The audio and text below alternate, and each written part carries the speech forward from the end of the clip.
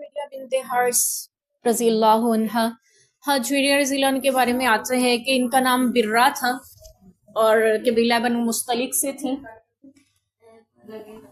आप सल्लल्लाहु अलैहि वसल्लम ने इनका नाम बदलकर जुवेरिया रख दिया था, यानी ये नाम नबी पाक सल्लल्लाहु अलैहि वसल्लम का चुना हुआ नाम है, पसंद किया हुआ नाम है। और इनके बारे में हज़रत आयशा रज़ी अल्लाह अन्हा फरमाती हैं कि हज़रत आयशा रज़ी अल्लाह अन्हा बहुत खूबसूरत थी। तमाम अज़वाज मुतहरात में सबसे खूबसूरत अगर कोई थी तो हज़रत आयशा रज़ी अल्लाह अन्हा थी। हर बीवी नबी पाक की खूबसूरत थी, लेकिन हज़रत आयशा उनमें सब में ज़्यादा खूबसूरत थी। लेकिन फरमाती हैं जब मैंने जुवेरिया को देखा तो उनके हुस्न का रोब मुझ पे छा गया। होता है ना, कुछ लोगों की शख्सियत में ख़ास रोब होता है।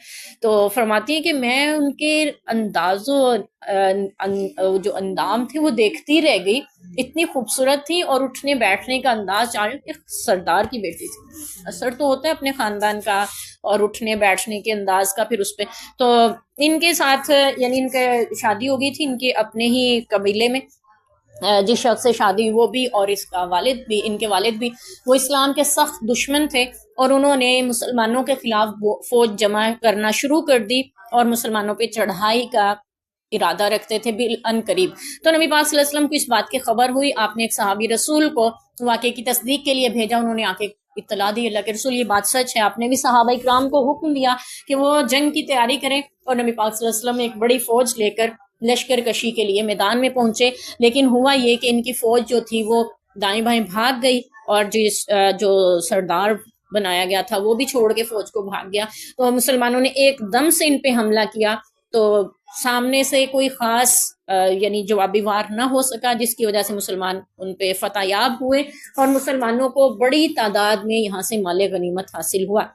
बाज़ रवायात के मुताबिक 6000 लोग जो है वो लोंडी और गुलाम बना लिए गए। बाज़ के मुताबिक 600 का जिक्र आता है, यानी 600 लोग जो हैं वो लोंडी और गुलाम बना लिए गए। और 5000 के करीब बकरियां और 3000 के करीब ऊंट मुसलमानों को माले गनीमत में मिले। तो उनमें हज़रत जुवेरिया रज़ी अल्लाह अन्हा और इनके वालिद भी गिरफ्तार हो गए। तो ये साबित बिन कैस रज़ी अल्लाह अन्हु के हिस्से में आई। साबित बिन कैस रज़ी अल्लाह अन्हु के हिस्से में आने के बाद उन्होंने कहा कि चूंकि सरदार की बेटी हैं इसलिए मैं इनको छोड़ देता हूँ, आज़ाद कर दूंगा, लेकिन तुम मुझे 9 औकिया सोना दोगी तब तुम्हें आज़ाद करूंगा। अब इनके पास कोई पैसे वगैरह नहीं थे। इन्होंने जाके नबी पाक सल्लल्लाहु अलैहि वसल्लम से सिफारिश की और जब ये गई हैं सिफारिश करने के, अल्लाह के रसूल मेरी मदद करें। कितनी हैरान कुन बात है कि उसी सरदार से जाके मदद मांग रही हैं जिन्होंने कैद करवाया कि अल्लाह के रसूल मेरे पास कोई पैसे नहीं है, लेकिन आप मेरी मदद करें, मैं बाद में आपका कर्ज चुका दूंगी। ठीक है, आप मुझे पैसे दें, मैं आज़ाद होना चाहती हूँ, तो मैं इनको यानी ये पैसे दूं और आज़ादी हासिल करूं, जो भी इनका बनता है। उस वक़्त में हाथ आयशा रज़ी अल्लाह अन्हा इनसे मुतासिर हो रही थी देख के इनको ना कि कितने खूबसूरत हैं और क्या इनके नाज़ो का अंदाज हैं, नाज़ो अदाएँ हैं। तो वो फिर फरमाती हैं कि नबी पाक सल्लल्लाहु अलैहि वसल्लम ने उनके सामने पेशकश रखी कि ठीक है मैं तुम्हारा कर्ज अदा कर देता हूँ, यानी तुम्हारे ऊपर जो वो लगाया गया है कि इतनी कीमत अदा करो तो वो मैं अदा कर देता हूँ। तो फिर ये नबी पाक सल्लल्लाहु अलैहि वसल्लम की गुलामी में आ गई। ज़ाहिर है नबी पाक ने इनको खरीद लिया। तो फिर इनके वालिद जो थे सरदार थे वो कहने लगे कि नहीं मैं ये गवारा नहीं कर सकता। हाँ, आप सल्लल्लाहु अलैहि वसल्लम ने ये पेशकश की थी कि अगर मैं इससे बेहतर तुम्हें यानी दूं के राय वो ये कि मैं तुम्हारा कर्ज अदा करता देता हूँ, तुम्हें आज़ाद करके निकाह करूँ। तो उसने इस चीज़ को पसंद किया, उन्होंने हज़रत जुवेरिया रज़ी अल्लाह अन्हा ने। तो उनके वालिद कहने लगे मैं ये गवारा नहीं कर सकता कि यानी मेरे यानी इस्लाम के दुश्मन रहे थे तो कि आपके निकाह में मेरी बेटी जाए। तो आप सल्लल्लाहु अलैहि वसल्लम ने फरमाया ठीक है, अगर हज़रत जुवेरिया से पूछ लें, अगर वो इस बात पे राज़ी नहीं है तो मुझे कोई एतराज़ नहीं, मैं इनको वैसे ही आज़ाद कर दूंगा और इनका जो कर्ज यानी मैंने इनका जो फिदिया दिया है वो भी मैं छोड़ दूंगा। तो फिर आप सल्लल्लाहु अलैहि वसल्लम ने इनसे फरमाया था कि अब हमें रुसवा न कर। तो इन्होंने नबी पाक सल्लल्लाहु अलैहि वसल्लम के साथ रहने को ही पसंद किया था। और फिर इनके बारे में हमें ये भी रवायत मिलती है, फिर उनके यानी आप सल्लल्लाहु अलैहि वसल्लम ने जब इनसे निकाह फरमाया तो उस वक़्त में मदीना के जितने भी लौंडी और गुलाम थे जिनकी तादाद मुख्तलिफ मिलती है उनकी यानी 6000 या 600, तो वो सब के सब चूंकि नबी पाक के रिश्तेदार हो गए, सहाबा इकराम ने उन सब को आज़ाद कर दिया। اور اس دن یعنی فرماتی ہیں حضرت عائشہ رضی اللہ عنہا کہ مدینہ میں لونڈیوں غلام لوگ تھے تو قبیلے کے لوگ نا، لیکن لونڈیوں غلام بنا لیے تھے، وہ ایسے خوشی سے بھاگ رہے تھے اور خوش ہو کے دوڑتے پھر رہے تھے کہ پورے مدینہ میں ان کا شور تھا کہ شکر ہے ہم آزاد ہو گئے۔ اور پھر حضرت عائشہ رضی اللہ عنہا ہی فرماتی ہیں، میں نے جویریہ سے زیادہ بابرکت انسان کوئی نہیں دیکھا جو اپنے قبیلے کے لیے اتنا برکت والا ثابت ہوا ہو کہ ان کی وجہ سے سارے غلام آزاد ہو گئے جو بنائے گئے تھے۔ اور پھر جو مال غنیمت میں مسلمانوں کو یعنی مال حاصل ہوا تھا وہ سب کچھ بھی، اور پھر آپ صلی اللہ علیہ وسلم نے ان کا نام بدل کے برا کا مطلب ہوتا ہے پارسا، پاک صاف، جیسے ہم لاریب نام رکھتے ہیں، تو آپ صلی اللہ علیہ وسلم نے اس کو بدل کے جویریہ نام رکھ دیا، تو یعنی اس میں پارسا ہی تھی۔ آپ صلی اللہ علیہ وسلم نے ایسے ناموں کو پسند نہیں کیا۔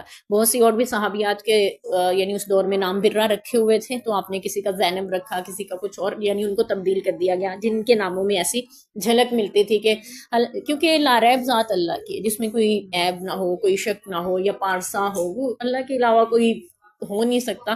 تو یا نبی پاک صلی اللہ علیہ وسلم یعنی اللہ کے رسول اور نیک لوگوں کے بارے میں ہم یعنی صحابہ اکرام وغیرہ کے بارے میں ہم ایسا خیال کر سکتے ہیں۔ تو بہرحال آپ صلی اللہ علیہ وسلم نے یعنی ان کے نام کو تبدیل کیا، ان سے نکاح فرمایا، اور پھر یہ اتنی عبادت گزار تھی، اس قدر عبادت گزار تھی، انہی سے ہمیں وہ روایت ملتی ہے کہ آپ صلی اللہ علیہ وسلم فجر کی نماز کے لیے تشریف لے گئے تو یہ مصلی پہ بیٹھی نماز پڑھ رہی تھی۔ جب نماز پڑھانے کے بعد سورج طلوع ہوا، واپس تشریف لائی، تب بھی اسی حالت میں بیٹھی اللہ کا ذکر کر رہی تھی۔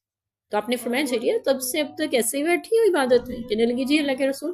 تو آپ نے فرمایا تھا اچھا تمہیں کچھ کلمات نہ بتا دوں، تم اس کو پڑھو گے تو تمہیں اس سے بھی زیادہ ثواب ملے گا جتنا تم تب سے اب تک بیٹھ کے عبادت کرنے میں مل رہا ہے نا، اس سے بھی زیادہ ثواب ملے گا۔ یہاں پہ یہ بھی ہمیں پتا ہونا چاہیے، آپ نے یہ نہیں فرمایا کہ نہ بیٹھو اتنا، بس یہ کلمات پڑھ لو، بیٹھ کے عبادت کر سکتے ہو وہ بھی کرو اور یہ کلمات بھی پڑھو۔ تو آپ صلی اللہ علیہ وسلم نے پھر ان کو دعا سکھائی تھی جی، سبحان اللہ و بحمدہ عدد خلقہ ورضا نفسہ وزینت عرشہ ومداد کلماتہ۔ تو یہ کلمات 3 بار دہرائیں، یہ ہمارے صبح شام کے اذکار میں بھی شامل ہوتے ہیں، اور یہ ہمیں انہی سے ملتے ہیں، حضرت جویریہ رضی اللہ عنہا سے، کہ نبی پاک نے انہیں یہ کلمات سکھائے تھے۔ تو یہ فضیلت اتنی تم حاصل کرو گے۔ تقریباً 70 برس کی عمر میں یہ دنیا سے رخصت ہوئیں اور مدینہ میں ہی بقیع کے قبرستان میں دفن ہیں۔ اللہ ان سے راضی، یہ اللہ سے راضی ہیں۔ امہات المومنین کا میں ان کا شمار ہے، اور یہ مومنوں کی ماؤں میں سے ماں ہیں جن کا احترام ہم اپنی ماؤں سے بڑھ کر کرتے ہیں۔ یہ حضرت جویریہ رضی اللہ عنہا ہیں، اور ہم ان کا مختصر سا تعارف اس تذکرے کے ساتھ کر رہے ہیں کہ اللہ تعالیٰ ہمیں بھی ایسی سیرت نصیب فرمائے کہ انہوں نے یہ نہیں کہا میں سردار کی بیٹی ہوں، نبی پاک کی بیوی ہوں، مجھے کیا بڑی باتیں کرنے کی، نہیں، ٹھیک ہے، وہ پھر بھی عبادت کرتی تھی کیونکہ انہیں اس بات کی سمجھ تھی کہ آخرت میں انسان کے اعمال کے ساتھ ہی اس کا حساب کتاب ہوگا۔ تو اللہ ہمیں بھی یہ فکر نصیب فرمائے۔